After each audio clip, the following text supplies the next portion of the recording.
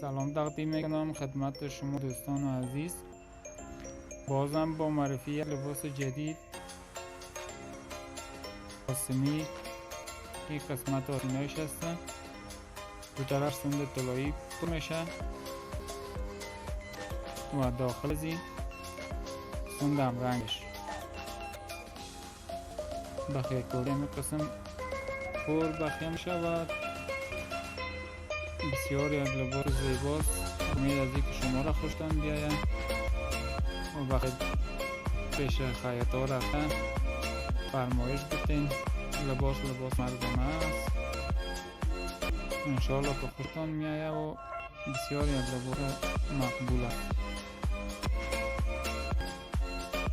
با امید از اینکه شما خوب باشین و سراحال اگر تا حال از ویدیوهای ما دیدن نکردین ویدیوهای ما را لایک کنین، دیدن کنین و صفحه ما مراجعه کنین، سابسکرایب کنین صفحه ما را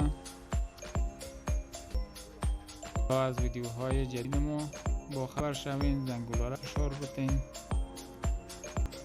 انشالله که دیگر هم لباسا را برای شما برمایش میگیریم و ویدیوش دست فرق قرار میتیم. با امید از اینکه شما را خوشتان بیاید. انشالله بعد از تکمیلی لباس هم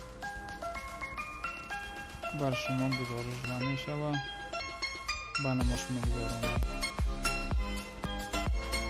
تشکر از علاقه‌مندی شما. با کل حال بی‌نقص دوستای عزیز.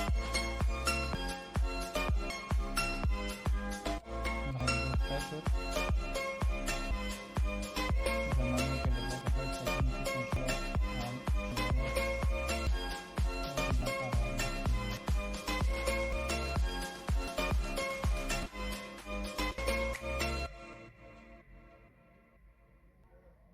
هم این دوستای عزیز که بسیار ظریف، انشاءالله که خوشتان میآید.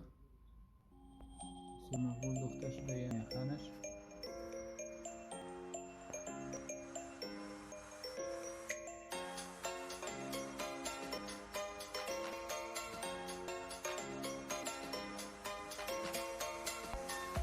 مورد کرم شما قرار دادیم.